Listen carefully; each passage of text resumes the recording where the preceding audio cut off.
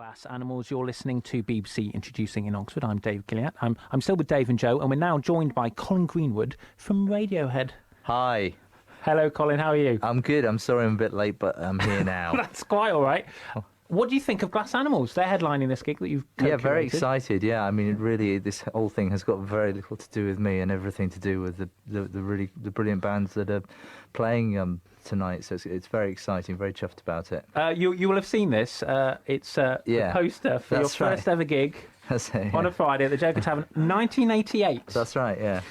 My goodness. What you can't see from it, our name, we were on a Friday at the time. I started colouring it in with red felt tip when I was about 17. Didn't have Photoshop. Realised it was a bad idea, but that is the poster. That's the original one. Yeah. I like the capitals. Oxford needs live music. Yes, they do. I thought that was very good for them, and the Enemy put that in last week on the story, which I was very chuffed about. The guys in Glass Animals have to actually go and do their gig, their sound check. So before they leave us, Colin, what advice would you give them? Advice? For tonight's the sort of festivities. Kung Fu style, what sort of mentoring I want something tips. Obi-Wan-esque from you. I tell you what, I can give you some great advice from our old tour manager, Mr. Greaves, who used to look after us and Slow Dive and a bunch of great bands. He said, have a good time, enjoy yourself, because if you're having a good time, then the audience will too. And that's what he said to us like every night for about 15 years. And so, we never got tired of it. So that's my advice. We'll do it. Okay, here is Charlie Cunningham. He starts off proceedings tonight. This is his song, Less Leg. Charlie Cunningham with Less Leg. You're still listening to BBC Introducing Oxford, and I'm still joined by Colin Greenwood from Radiohead. Hello, Colin. Hello, Dave. How are you? I'm great, thanks. Good. Independent Venue Week. Tell us what it is. What it is it's a rare opportunity to celebrate and enjoy fantastic music from all the little gigs around the country that have taken part. And, and also for me, it's a chance to enjoy and reminisce and the times that Radiohead, when we started up way back in the 90s and playing all these venues, quite some of the venues that are putting on shows this week as well. So it's fantastic. How important are they? Because let's face it, your band don't play these venues anymore, but without them, you wouldn't be playing these bigger venues. Absolutely, because it's like one of the best ways to learn. I mean, it's brilliant because you're so close to the audience. You get a real vibe, you get real feedback on what they're into, what they're not into, and you can really learn your craft. And it was really important for us. Not only that, the other side to the story is you got to see bands coming in to the Jericho Tavern and places in Oxford, other gigs in Oxford, who came out of town, and you could see people doing it, and you thought, wow, yeah, if they can do it, I can do it. So that happened too. Do you miss it? Do I miss it? Do you miss being able to just put your hand out and I miss that sort touch? Of physical tangibility, yeah, absolutely, and that instant electric vibe. This sort of the extreme end, the opposite of it, I suppose, would have been the Leeds Reading festivals we did a few years ago, where the audience seemed to be about 5 miles away behind this sort of D-shaped anti-crushing barrier thing.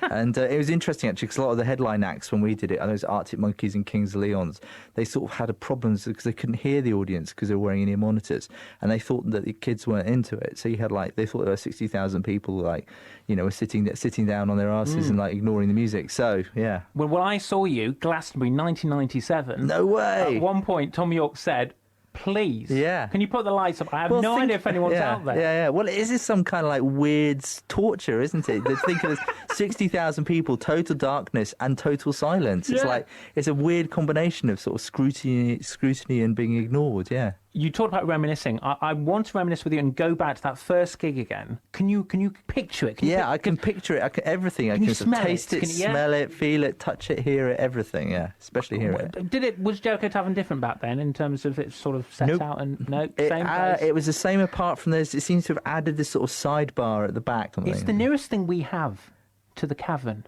Isn't do you think so? I really do, yeah. I mean, it's sort of it's our own personal mecca. Do you when you go in, do you get a frisson? A tingle? Yeah. Well, the stairs are obviously still there, but I'm not having to carry anything up them anymore other than myself, which is hard enough these days. And no, it's pretty much the same. And there's an outdoor bit down the side as well, isn't there, for people who want to smoke. Would you play there again? Well, the thing is, you just annoy lots of people if you did, because they wouldn't be able to see the show, and it would become, so who would it serve? Whose benefit would it be? And we always used to talk about it, and it just, the last gig we played in Oxford, I think, was South Park in 2001, and that was just because at the time I was living on Southfield Road. So I could just go around the corner. It's great, on my front door, and then do the gig, and then back home in time for a cup of tea. It was brilliant. Yeah, I had friends who actually opened the windows of their bedrooms and just listened, and then reported us to the council. Yeah. But yeah, I see what you mean, because number one, it would have to be an amazing gig, because it could disappoint. Yeah, homecoming. And number exactly. two, who gets to get in? Who gets to get? That's right. Would you have to do a lottery? Yeah, terrible. Before this interview, I asked Ronan Munro, editor of Night Shift, what question to ask you, and he said, "Ask Colin, is it true that you are the nicest man in rock?" No, that's not true. No, I'm sure there are lots of people who are even nicer. I've heard stories about you being very nice. No, I think Ronan is very nice. I mean, No. yeah, he's fantastic. Well, Ronan, we've known Ronan since Radiohead since '91. No, earlier than that even probably. So we did the first cover. I think it was like Night Shift, or what it was called then. And we did the photography session. I think it was St Mary's Road photography off the Cowley Road. So yeah, he's amazing. There's people like him and promoters like Mac who helped get us going, who are like as crucial as the fabric of the building of Jericho Tavern itself.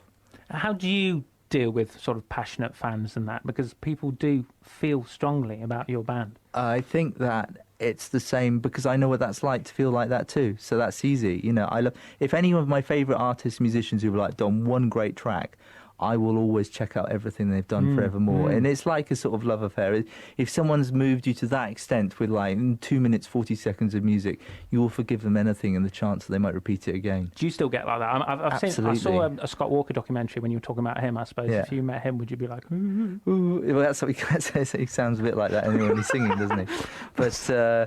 But yeah, we've got a little piece of a white card with him, with a pencil written notes saying thank you for taking part in his Meltdown Festival that we pride of place in our studio. I mean, I was reading an article just yesterday about the new Nick Hornby adaptation, the movie. All the actors in the movie, Pierce Brosnan, Toni Collette, Aaron Paul from Breaking Bad, coolest TV show right now, went to a Radiohead gig to Bond. I mean, was that the O2 one? Yes. Yeah. Must have been, because I think there must have been he walked past us backstage, Pierce Brosnan did. James Bond. And James Bond, Mr. Bond, yes, that's right. And I think his licence to kill has been revoked, thankfully. And he said to my mate's kid, he said, aren't you cool backstage at a Radiohead show? We were all like, no, you're cool, you're James Bond. So that was cool. And Jesse from Breaking Bad was there as well, that's right. Jesse Pinkman. That's right. I hadn't seen the series before and now that. You realise now I know who he is. Yeah, that's right. Do you just take this stuff in your stride? No, I think it's just. I think the craziest one was when we played in 1996. I think in a little club in New York, when it was before OK Computer came out, and there were just all these people there like that, like Madonna and Courtney Love and Oasis and Blur, and it was some bizarre sort of soap opera Stella Street of rock and pop people. So and that was quite strange. Well, Colin, it's been great to talk to you. Thanks a lot for joining us. It's great the way you've been supporting not only local music as part of this campaign, but independent venues. Thank you very much. And thank you very much for broadcasting, supporting music coming out of Oxford as well. It's fantastic. My pleasure. This is Salvation Bill playing the gig tonight, as co-curated by Colin Greenwood and BBC Introducing.